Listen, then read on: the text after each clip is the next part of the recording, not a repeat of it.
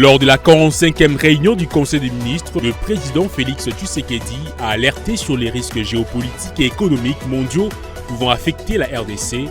Il a appelé les gouvernements à renforcer la sécurisation des flux économiques extérieurs pour préserver la stabilité financière du pays. Et puis l'Assemblée nationale a jugé recevable 2 projets de loi visant à moderniser l'administration publique. Ces textes présentés par le vice-premier ministre en charge de la fonction publique Jean-Pierre Liaou portent sur les statuts des agents publics et l'adaptation de la sécurité sociale aux réalités administratives actuelles. Enfin, le Sénat a adopté à l'unanimité les conclusions issues de la question orale avec débat sur la gestion de la Caisse nationale de péréquation. Le directeur général Coco Jacques Moulongo a répondu aux préoccupations des sénateurs et les recommandations ont été transmises à la commission suivi et évaluation pour orienter les prochaines actions. C'est le 20h sur Ecofin TV. Merci de nous avoir choisis pour vous informer. Au cours de la 45e réunion du Conseil des ministres tenue le vendredi 30 mai, le président de la République, Félix Tshisekedi, a alerté sur les répercussions de l'évolution géopolitique et économique au niveau mondial qui risque d'impacter négativement l'économie de la RDC, appelant ainsi les gouvernements à sécuriser les flux économiques extérieurs du pays. On écoute le compte rendu du porte-parole du gouvernement dans cet extrait choisi par Tony-Antoine Dibendila. Voilà. L'Organisation mondiale du commerce prévoit désormais une contraction du commerce de 0,2% cette année et le Fonds monétaire international abaisse ses prévisions de croissance mondiale à 2,8% et 3% pour l'année 2026.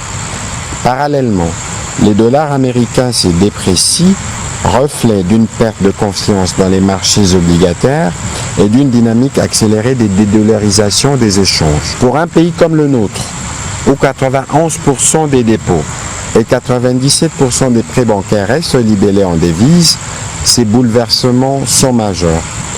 La suspension temporaire de nos exportations de cobalt depuis février 2025, destinée à réguler les prix, illustre l'importance des stratégies de maîtrise de l'offre pour protéger nos intérêts nationaux. À ces défis économiques s'ajoute un contexte sécuritaire critique alimenté par le conflit à l'est du pays qui exige des ressources financières colossales pour financer l'effort de guerre, soutenir les populations déplacées et protéger notre intégrité territoriale.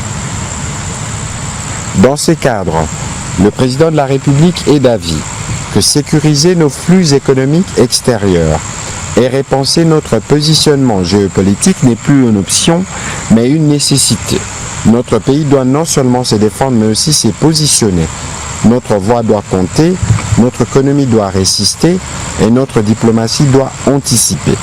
Les initiatives récentes dans les corridors de l'Obito, la zone économique spéciale RDC-Zambie, illustrent notre potentiel d'intégration dans les chaînes de valeur mondiales et africaines. Cependant, a-t-il souligné, nous devons aller plus loin en traitant cette question de résilience économique de manière transversale.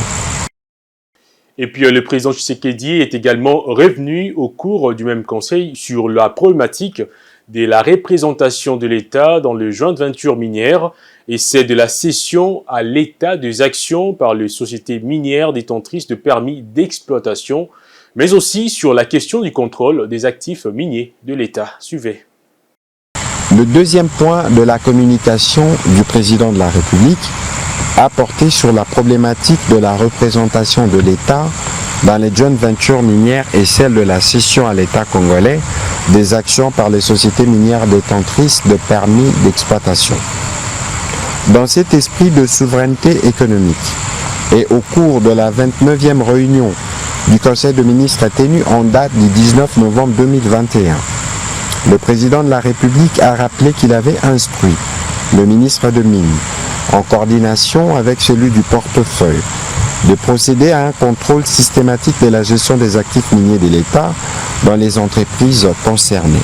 Ces contrôles devaient notamment identifier de manière exhaustive les actifs miniers résultant des amodiations, évaluer les recettes qui auraient dû être perçues par les trésors publics, vérifier les modalités des désignations et de la légitimité des représentants de l'État au sein de ces structures. Près de 3 ans plus tard, il est constaté que les résultats escomptés, notamment ceux permettant de clarifier la représentation effective de l'État dans les sociétés minières, ne sont pas encore disponibles. Par ailleurs, la situation dans les joint ventures minières, où l'État est censé jouer un rôle stratégique, demeure marquée par un manque de transparence préoccupant. Cette opacité nuit à la bonne gouvernance du secteur extractif et freine les efforts de mobilisation optimale des recettes publiques.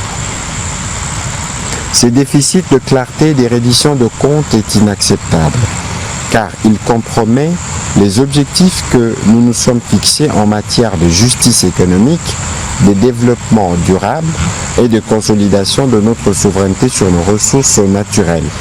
Le président de la République a insisté sur le fait que la gestion des ressources minières n'est pas seulement une question économique, elle engage notre responsabilité devant la nation et les générations futures. Elle exige intégrité, rigueur et sens élevé de l'intérêt général. Changeons de chapitre, le renforcement de la coopération parlementaire, c'est ce que sollicite la Russie à la République démocratique du Congo. L'ambassadeur de la République fédérale russe en RDC l'a annoncé le vendredi 30 mai à l'issue d'un entretien avec le président de la Chambre basse du Parlement, Vital Kamerhe. Suivez les détails. C'est pour transmettre le message du Parlement russe sollicitant le renforcement de la coopération parlementaire que l'ambassadeur de la République fédérale a échangé avec le président de l'Assemblée nationale. Occasion pour les diplomates russes de saluer au sein de la Chambre basse du Parlement la création d'un groupe d'amitié Russie-RDC. Karl Tsikazé a renchéri disant que l'objet de sa visite est de jeter les ponts entre le parlementaire russe et congolais à travers le groupe d'amitié afin de venir en renfort à la coopération bilatérale entre les deux gouvernements. Le lien entre les parlements, c'est une partie très importante en ce qui concerne les relations parmi les deux pays. Nous avons discuté les voies de développement de ces relations et dans les termes plus généraux, les possibilités de renforcement des relations dans tous les domaines entre nos deux pays. Et je dois constater que ces discussions étaient très utiles et importantes de mon point de vue. Il a en outre sollicité l'implication du speaker de la Chambre basse du Parlement, Vital Kamerhe, pour booster le gouvernement à ratifier les différents traités en souffrance afin de faciliter la coopération économique entre les deux États. Exprimant sa satisfaction quant à ces échanges fructueux avec l'ambassadeur extraordinaire et plénipotentiaire de la Russie en RDC, Vital Kamerhe s'est dit engagé à renforcer cette coopération parlementaire. Et je l'ai annoncé dans la vitrine de cette édition du journal, dans le cadre du vaste chantier des modernisations de l'administration publique, 2 projets de loi majeurs ont été présentés le vendredi 30 mai 2025 devant la Chambre basse du Parlement. Portés par le vice-premier ministre de la fonction publique Jean-Pierre Liaou, ces textes visent à réformer le statut des agents publics et à adapter la sécurité sociale aux réalités administratives actuelles. Après un exposé général, ils ont été jugés recevables et transmis à la commission mixte pour examen approfondi. Depuis plusieurs années, la modernisation de la fonction publique est une promesse politique souvent évoquée mais rarement concrétisée. Aujourd'hui, avec ces 2 nouvelles propositions de loi, le gouvernement semble vouloir changer la donne en restructurant en profondeur la gestion des agents de carrière et en renforçant leur protection sociale. L'un des axes majeurs de cette réforme concerne la sécurité sociale des agents publics. En repensant les régimes spéciaux, l'objectif est de proposer un cadre plus souple et inclusif, aligné sur les standards internationaux. Cette réforme vise notamment le fonctionnaire ne relevant pas du statut de carrière, un enjeu longtemps source de disparités dans l'administration. Ces 2 projets de texte visent donc non seulement à cristalliser les résultats des réformes entreprises, mais sont également porteurs de rupture et de renouveau dans le secteur public, puisqu'ils introduisent pour le premier des principes innovants de gestion des ressources humaines de l'État, du régime général, et pour le deuxième, l'impérieuse nécessité de doter les agents publics de l'État, autres que ceux de carrière, d'un mécanisme souple et adapté de sécurité sociale. Reste à savoir si, cette fois-ci, ces réformes franchiront le cap des intentions pour se traduire en actions concrètes et durables. Après avoir obtenu un délai de 48 heures, le directeur général de la Caisse nationale de péréquation, CNP, Koko-Jack Moulongo, est revenu répondre aux préoccupations des sénateurs sur sa gestion le vendredi 30 mai 2025 lors d'une séance plénière au Palais du Peuple conduite par Jean-Michel Samaloukonde. La Chambre haute du Parlement a adopté à l'unanimité les conclusions formulées à la suite de la question orale avec débat du sénateur Michel Linguepo. Le Sénat a également transmis les recommandations issues de débats à la commission suivi et évaluation pour orienter les futures actions de la CNP. Reportage. Dans un climat marqué par une exigence démocratique renouvelée, les échanges ont permis de dégager plusieurs recommandations stratégiques. Le sénateur Michel Linguepo, auteur de la question orale avec débat, adressée au directeur général de la Caisse nationale de péréquation, revient sur le bien fondé de cette initiative. Nous avions adressé une question orale avec débat au DG de la Caisse nationale de péréquation pour qu'il vienne nous expliquer en fait comment cette caisse-là fonctionne, parce qu'au niveau de nos provinces respectives, nous ne sentons pas en fait la présence de cette caisse de péréquation qui a été instituée par les constituants dans le but d'aider les provinces à aller de l'avant et à se développer. Et compte tenu de cette absence-là de la caisse dans nos provinces, que nous avions fait appel au DG de la caisse de péréquation pour qu'il vienne nous expliquer. En tant qu'autorité budgétaire, le Sénat insiste sur l'importance de ces recommandations transmises à la commission suivi et évaluation pour guider les prochaines actions de la Caisse. Son président Jean-Michel Samaloukonde recommande ainsi au gouvernement, via le ministère sectoriel concerné, notamment ceux des finances et du budget, à une étroite collaboration. Nous allons prendre des dispositions pour la commission ECOFIN mixte avec la commission ETP puisse traiter de la question avec les ministères du budget et finances, mais également la caisse de péréquation sur cette question. Et bien sûr, dans le cadre de ces travaux, nous avons invité toutes les personnes expérimentées en la matière de se joindre aux travaux de cette commission mixte. Et la commission suivi et évaluation sera mise à contribution par la suite. Créée depuis 10 ans, la Caisse nationale de péréquation jouit d'une autonomie administrative et financière, disposant des ressources de fonctionnement financées par le budget général de l'État et des ressources d'investissement issues d'une retenue de 10% sur les recettes nationales. Quittons la ville de Kinshasa pour la province du Lualaba, accompagné des élus provinciaux, la chef de l'exécutif provincial, Fifi Masuka Saini, a consacré la journée de vendredi 30 avril à une visite d'inspection des chantiers aux encablures de l'hôtel du gouvernement. Il s'agit notamment de 2 bâtiments jumelés du nouveau gouvernorat, de la salle de spectacle et du village de congrès. Au terme de cette visite, le président de l'Assemblée provinciale Jean-Marie Kasséa ainsi que le président du conseil municipal d'Ilala Ludovic ont salué l'engagement de la gouverneure de province dans le développement du Lualaba. Suivez.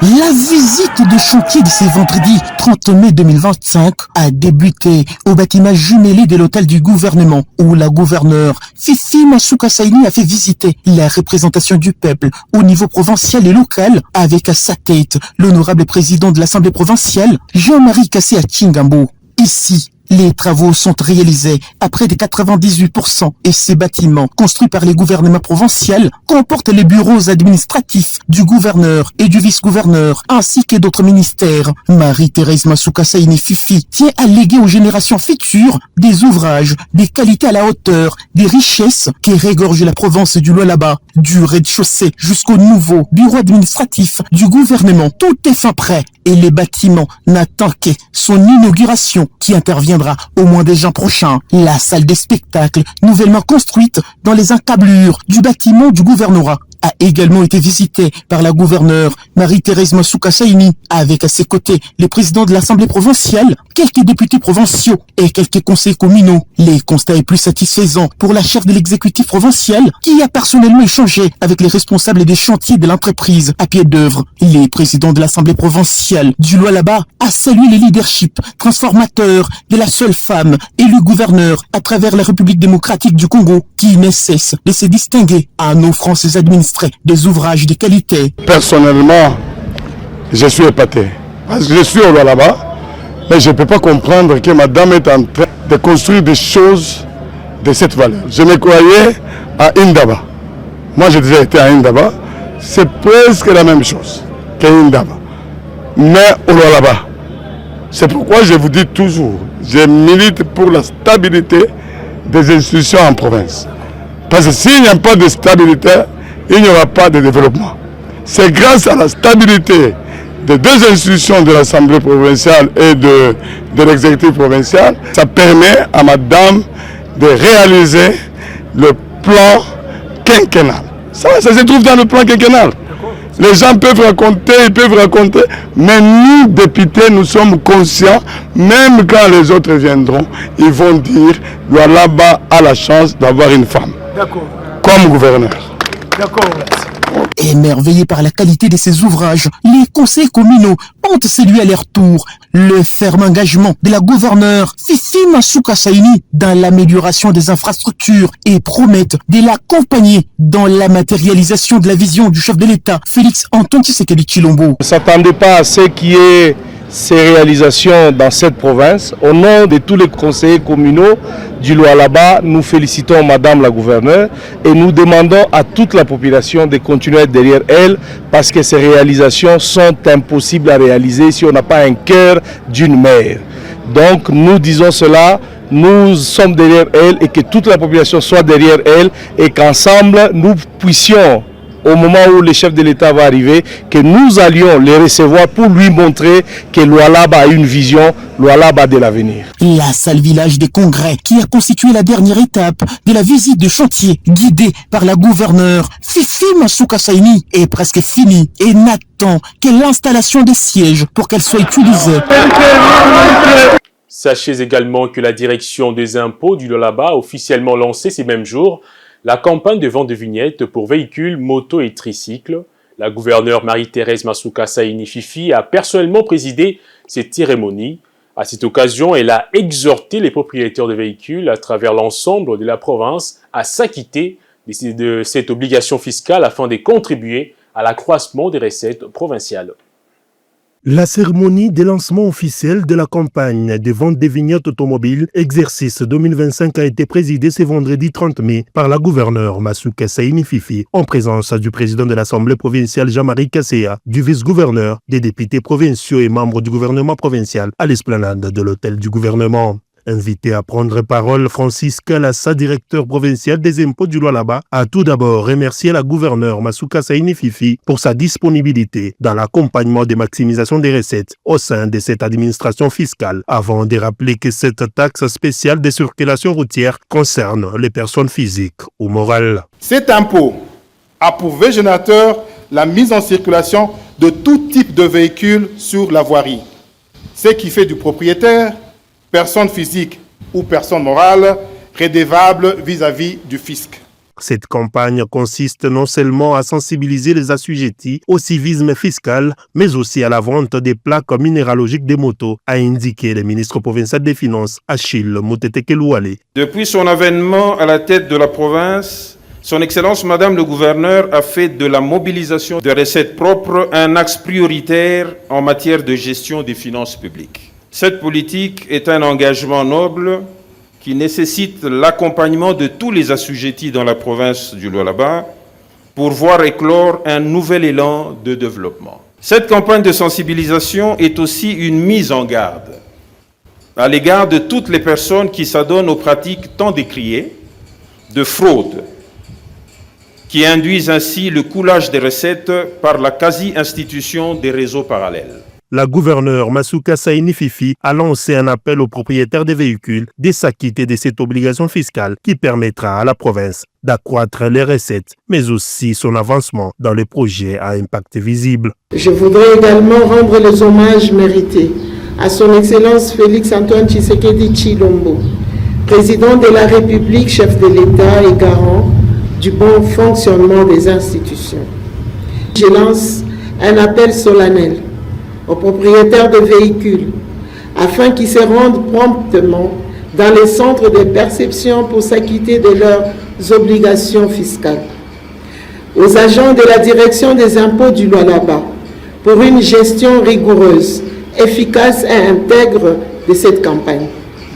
Aux services de sécurité pour qu'ils accompagnent cette opération dans le respect des droits des usagers tout en veillant à l'application stricte de la réglementation. Chaque vignette achetée est un pas de plus vers une gouvernance responsable. Je déclare donc officiellement lancer ce vendredi 30 mai 2025 la campagne de vente de vignettes de véhicules pour l'exercice 2025 sur toute l'étendue de la province du Lualaba. Étant première citoyenne de la province, devant prêcher par l'exemple, la gouverneure Masuka Saini Fifi, accompagnée du président de l'Assemblée provinciale Jean-Marie Kasseya, du vice-gouverneur Mufundi Chinatskar, s'est acquittée symboliquement de cette obligation fiscale. Tout détenteur des véhicules, moto et tricycle doit se soumettre.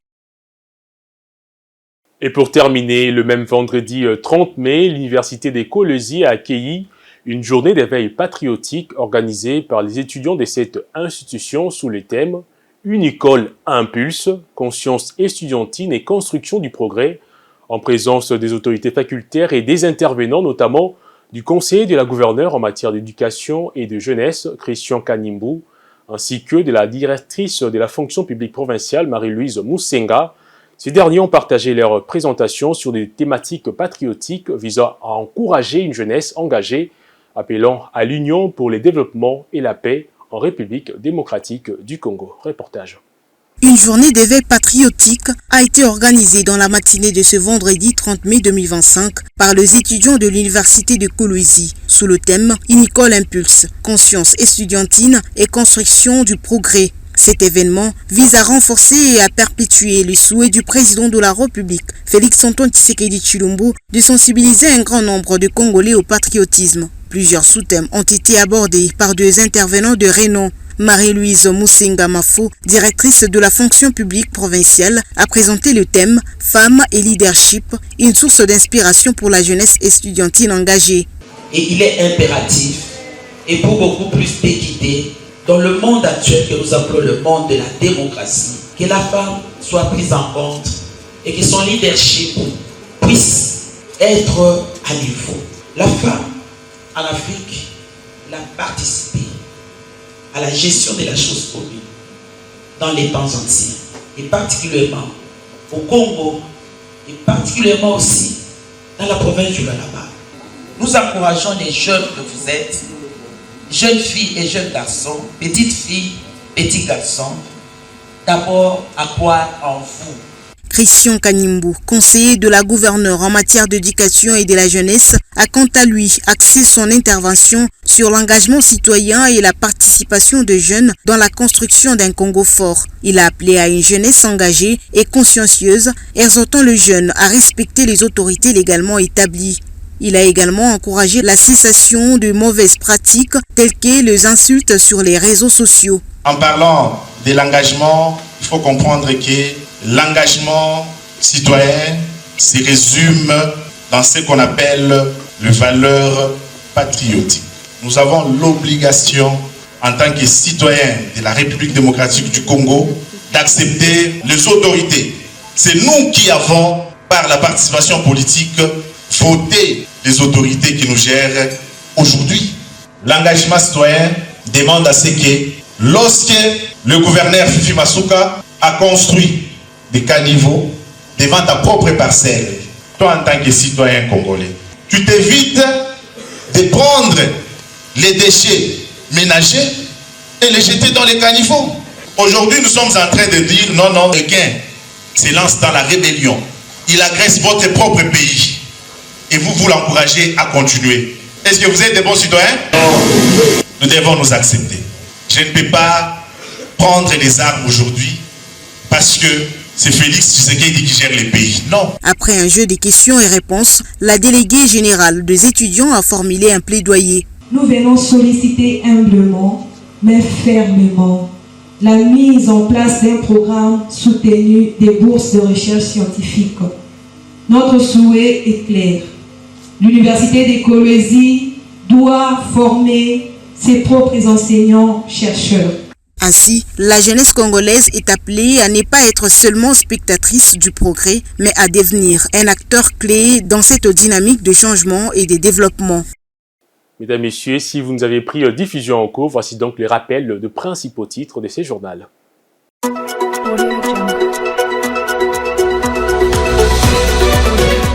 Lors de la 45e réunion du Conseil des ministres, le président Félix Tshisekedi a alerté sur les risques géopolitiques et économiques mondiaux pouvant affecter la RDC.